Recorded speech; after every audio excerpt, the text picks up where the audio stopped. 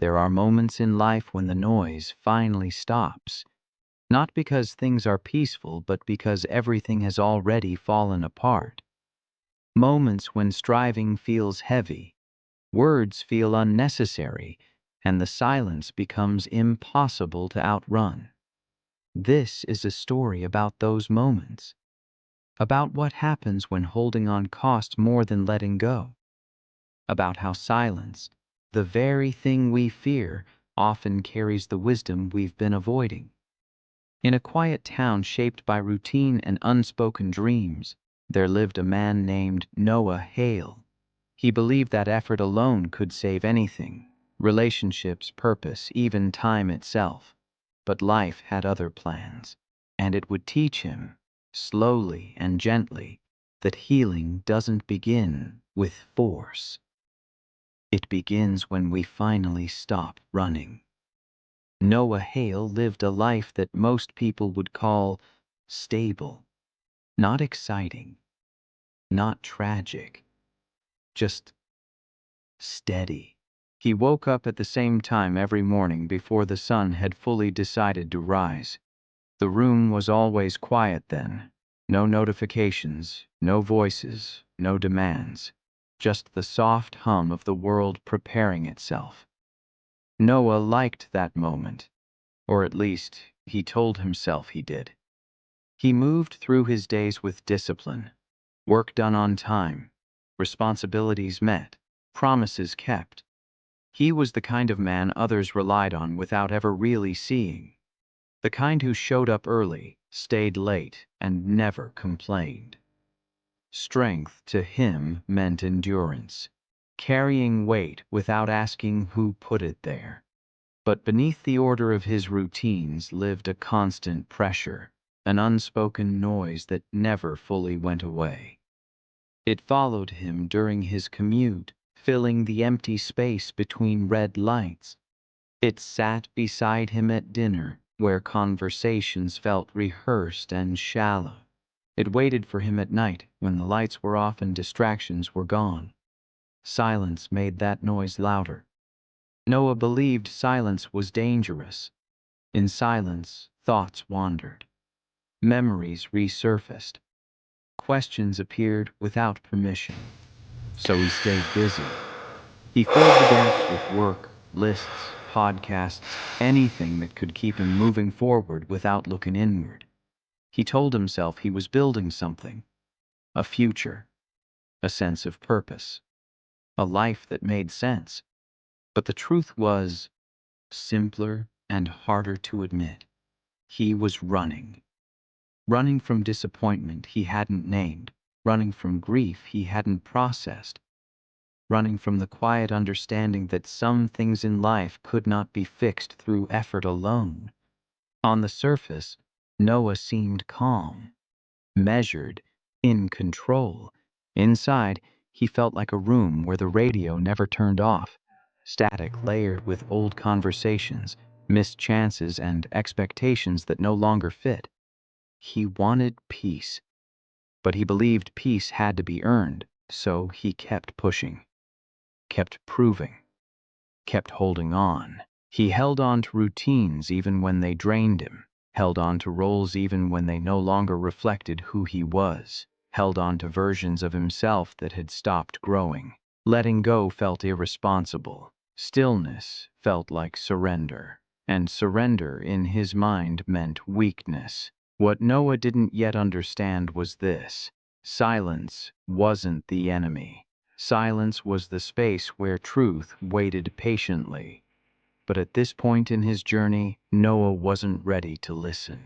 He still believed strength meant control, that discipline meant resistance, that moving forward meant never stopping.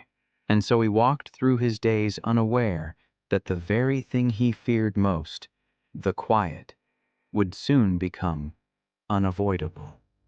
Life has a way of doing that. It doesn't shout at first, it whispers, and when we refuse to listen, it finds another way to be heard. Noah believed discipline was the answer to everything. If something felt uncertain, he tightened his schedule. If something felt heavy, he worked longer. If something hurt, he ignored it and moved on. Control, he thought, was how you stayed safe. His days became carefully constructed. Wake early, work efficiently, exercise without fail, sleep on time. Every action had a purpose. Every hour was accounted for. There was comfort in that structure, in knowing what came next. Predictability gave him the illusion that nothing could fall apart if he stayed vigilant enough. And for a while, it worked. Small victories appeared, compliments at work, a sense of reliability others admired, moments where he felt almost proud of how much he could carry without breaking. He told himself this was strength, that resilience meant never slowing down. But beneath the surface, something subtle was happening. The more Noah controlled his life, the smaller it felt. Moments of joy became scheduled instead of spontaneous. Rest became something to earn, not something to receive. Conversations felt transactional, useful, polite, distant. He was present everywhere, yet deeply absent from himself. Still, he pushed, because letting go felt reckless, because stillness felt like giving up ground, because he had learned, somewhere along the way, that worth was measured by effort. So when life asked him to loosen his grip, he refused. When relationships required vulnerability instead of consistency, he chose consistency. When emotions surfaced that couldn't be solved, he buried them under productivity. When silence crept in, he drowned it out with motion. Noah didn't realize that control, when taken too far, becomes a cage. He mistook busyness for purpose, mistook discipline for identity, mistook endurance for healing. There were signs, of course, there always are.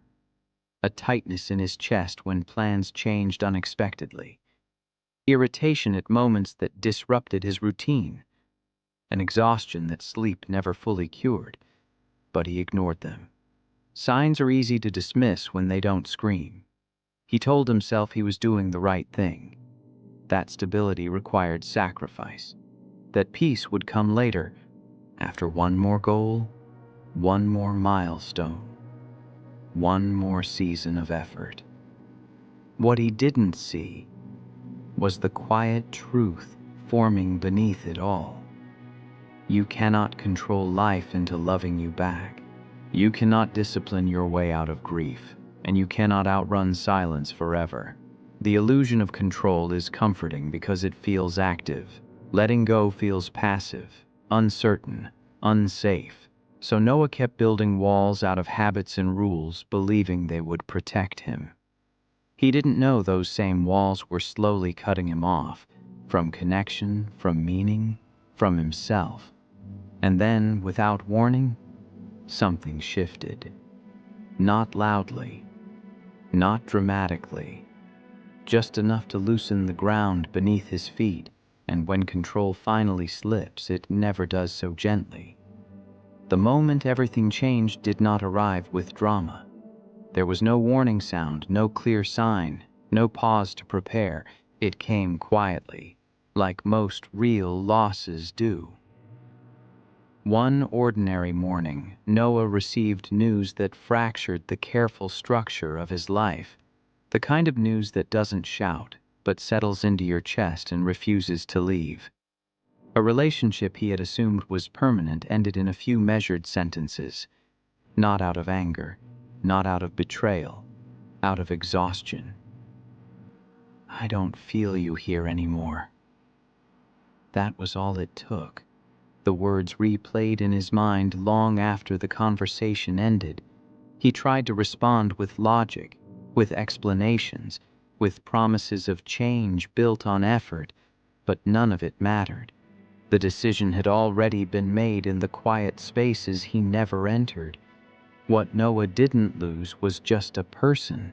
He lost certainty. He lost the future he had rehearsed. He lost the belief that discipline alone could preserve what mattered. The days that followed felt unreal. Time continued, but he didn't. He moved through routines on instinct, like a machine following commands long after the purpose had been removed. Work became harder, not because the tasks changed, but because the meaning did. The structure he once relied on now felt hollow. The praise he received no longer reached him. His calendar remained full, yet everything inside him felt strangely empty. At night, the silence he had avoided his entire life finally caught up to him. No music, no podcasts, no distractions. Just the echo of what he didn't say, what he didn't notice, what he postponed until later. He lay awake replaying moments he had dismissed as insignificant. Missed pauses, unasked questions, invitations to be present that he declined without realizing it. Control slipped through his fingers and there was nothing to replace it. He tried, of course. Tried working more. Tried fixing things through action. Tried convincing himself that this was temporary. But effort no longer produced results. The more he pushed, the heavier everything felt. His body carried tension it didn't know how to release. His mind searched for solutions where none existed. Life, once predictable, now felt unfamiliar and unstable. For the first time, Noah had to face something he'd spent years avoiding. Some things cannot be repaired. Some endings do not come with closure. Some losses are not failures, but they feel like them anyway. And in that realization, something inside him cracked. Not loudly, not visibly, but enough to change everything. This was the moment when his old rules stopped working, when discipline failed to protect him, when control revealed its limits. And standing in the aftermath, Noah felt something unfamiliar and terrifying: helplessness. Noah didn't accept the loss. Not really. He acknowledged it. Yes. He told people he was fine. He showed up, responded when spoken to, nodded at the right moments. But acceptance requires release. And Noah held on with everything he had left. He replayed the past like it was a problem waiting to be solved. If he had listened more, if he had slowed down, if he had noticed sooner. He told himself that understanding the mistake would undo the outcome, that clarity would reopen doors already closed. So he clung to memory, not because it brought comfort, but because it gave him something to grasp. Letting go felt like erasing meaning, like admitting that effort hadn't been enough, like saying goodbye without permission. So he resisted. He kept old messages, revisited familiar places, held conversations in his head that never happened in real life. The pain became familiar, sharp, constant, oddly grounding. It hurt, but at least it proved something mattered. At least it meant the loss was real. Silence, however, threatened to take even that. When there was nothing to replay, nothing to fix, nothing to analyze, the weight became unbearable. Silence meant there was no one left to argue with, not even himself. So Noah stayed mentally busy. He filled his mind with guilt disguised as responsibility, with self-blame masked as accountability, with longing reframed as loyalty. He believed that holding on was a form of respect, a sign of depth. But grief doesn't honor effort. It asks for surrender. Days blurred together. He stopped noticing the small details he once relied on for structure. Meals became optional. Sleep came in fragments. The world outside his thoughts felt distant, almost unreal. Friends reached out, unsure of what to say. Noah thanked them politely. then withdrew. Explaining the pain felt impossible, and honestly, he wasn't sure he wanted it to end, because pain at least felt like connection. Letting go felt like emptiness. He didn't realize that by holding what hurt, he was also holding himself in place, that clinging to the past was quietly stealing his future. What he feared most wasn't losing again. It was facing a life where the old version of him no longer worked, and no new version had yet appeared. So he stayed where he was, in between, suspended, emotionally paralyzed, waiting for something to change without changing himself. But life does not wait forever, and eventually, when resistance exhausts itself, silence takes over, not as an enemy, but as a mirror. Noah was about to face the quiet he had been avoiding, and this time there would be no distraction strong enough to keep it away. Silence eventually becomes unavoidable. For Noah, it arrived not as a dramatic collapse, but as a slow withdrawal from everything that once filled his days. He stopped staying late at work, stopped answering messages right away, stopped pretending he was moving forward. The world didn't notice at first. It rarely does. He spent more time alone in his apartment, a place that now felt larger than it ever had. Rooms echoed, clocks sounded louder, even his own breathing felt intrusive in the stillness. This was the quietest room he had ever been in. Not because there was no sound, but because there was nothing left to distract him from himself. Days passed without shake. He sat by the window some mornings, watching people move with purpose he no longer recognized. They had somewhere to go, something to become. He felt like a paused frame in a film that kept playing without him. At night, the weight pressed heavier. Memories came without invitation, not just of the loss, but of everything he had avoided feeling long before. Old disappointments, unspoken fears, the realization that much of his life had been built around endurance, not fulfillment. He asked himself questions he had never allowed before. Who am I without effort? Who am I without being needed? Who am I when there's nothing to fix? There were no answers, just more silence. And in that emptiness, something frightening emerged. Numbness. Not sadness, not anger, just a dull absence where emotion used to be.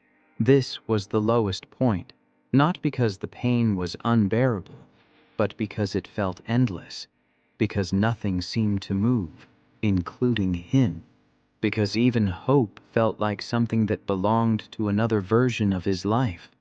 Yet hidden in that stillness was a truth Noah couldn't yet see. When everything is stripped away, roles, routines, expectations, what remains is not weakness. It is raw awareness. For the first time, Noah wasn't running. Not because he had chosen to stop, but because he had nowhere left to go. And in that forced stillness, life prepared to meet him differently. Change doesn't always begin with motivation. Sometimes it begins with exhaustion. And in the quietest room, with nothing left to hold on to, Noah stood at the edge of something new, though it didn't look like hope yet. It looked like emptiness. But emptiness, when met honestly, becomes space. And space is where transformation begins. The moment that shifted everything did not feel important at first. There was no speech, no revelation, no sudden clarity. It happened on an ordinary afternoon, the kind Noah had been drifting through for weeks. He had gone for a walk without intention, letting his feet decide the direction. The streets were quiet, washed in the soft light of a late day that wasn't in a hurry. He sat on a bench near a small park, watching leaves fall without resistance. That's when he noticed the old man. He sat a few feet away, feeding birds with slow, deliberate movements. No phone, no rush, just presence. The birds trusted him enough to come close. They sat in silence for a long while, and then, without turning, the man spoke. "You don't look lost," he said. "You look tired of holding." The words landed gently, but precisely. Noah didn't respond at first. He didn't need to. Something in him had already recognized the truth. The man wasn't asking for an explanation. He wasn't offering advice. He was simply noticing. After a pause, Noah spoke quietly. "If I let go, it feels like I'll lose everything." The man smiled, not with amusement, but with understanding. "You already lost what couldn't stay," he said. "Letting go just stops the bleeding." They sat again in silence. Noah watched the birds, how they came and went without apology, how none of them tried to hold on to the moment longer than it lasted. The man stood up slowly, brushing crumbs from his hands. "Stillness isn't giving up," he said as he walked away. "It's how you hear what's been waiting to speak." And just like that, he was gone. No name, no lecture, no instructions. But something inside Noah shifted. For the first time, silence didn't feel hostile. It felt neutral, like a space that could be listened to instead of fought. That evening, Noah went home and did something unfamiliar. He sat. No distractions, no effort, just breathing. Thoughts came. Memories surfaced. Feelings rose and fell. He didn't chase them, didn't push them away. He let them pass like the birds in the park. It was uncomfortable, then unfamiliar, then quietly relieving. He realized something simple and profound. He had been trying to control pain instead of allowing it to move through him. And pain, when given space, softens. This wasn't healing yet, but it was the beginning of honesty. And honesty is where rebirth always starts. Healing did not arrive as relief. It arrived as practice. The morning after the encounter, Noah woke up with the same weight in his chest, the same uncertainty, the same unanswered questions. Nothing external had changed, but something subtle had shifted in how he met the day. He didn't reach for his phone immediately, didn't plan the day in his head, didn't rush to outrun the quiet. Instead, he sat on the edge of his bed and breathed. It felt awkward, almost pointless, but he stayed, long enough to notice the tension in his shoulders, long enough to feel the resistance in his thoughts, long enough to realize how rarely he had allowed himself to simply exist without fixing. Letting go, he learned, was not a single decision. It was a discipline, a quiet one. He began with small acts of release, not revisiting old messages, leaving certain questions unanswered, allowing moments to pass without assigning meaning to them. Each act felt like stepping into cold water, uncomfortable at first, but strangely clarifying. Silence became part of his routine, not as something to conquer, but something to respect. Some days were harder than others. Grief returned without warning. Old habits tugged at him, tempting him to analyze, control, or distract. When that happened, he noticed the urge without following it. This was new strength. Not force, not endurance, but restraint. Noah started walking again, slowly, without destination. He paid attention to things he used to miss, the sound of footsteps, the way light changed throughout the day, the quiet dignity of things that didn't rush. He wasn't happier yet, but he was more present. and presence brought something he hadn't felt in a long time: honesty. He admitted what he had lost, admitted what he could not change, admitted that part of his pain came from trying to be someone he no longer was. Letting go didn't erase the past, it loosened its grip. There were moments when he felt fear, fear that without constant effort he would disappear. But the more he practiced stillness, the more he realized something unexpected. He wasn't fading, he was returning to a version of himself that didn't need to perform to be worthy, that didn't equate control with safety, that understood peace wasn't earned through suffering. This was not transformation yet. It was preparation, like clearing a field before new growth can begin. And though the journey ahead would test him, Noah had taken the first real step forward, not by pushing harder, but by finally setting something down. Letting go does not erase old habits, it challenges them. Just as Noah began to feel steadier, life tested the ground he was standing on. Familiar pressures returned, deadlines, expectations, subtle demands to become who he used to be. The world hadn't changed, it still rewarded speed, certainty, and control, and part of him missed that clarity. There were mornings when he woke with the urge to fill every minute again, to rebuild the armor of productivity, to prove, once more, that he could carry everything without asking for help. The old pull was strong. He noticed how easily his mind reached for familiar patterns, planning obsessively, replaying conversations, measuring his worth by how useful he felt. These habits had once protected him. Now they threatened to undo the quiet progress he'd made. This was the real test, not the pain of loss, but the temptation of familiarity. Some days he slipped, he overworked, overthought, overextended, and each time the tension returned, not as punishment but as a signal. Instead of judging himself, Noah paused. He learned to notice the difference between discipline and avoidance, between structure that supports and structure that suffocates. He reminded himself that strength wasn't about never falling back. It was about recognizing when you had. Consistency replaced intensity. He returned to stillness not as an escape, but as a recalibration. When silence felt uncomfortable, he stayed with it.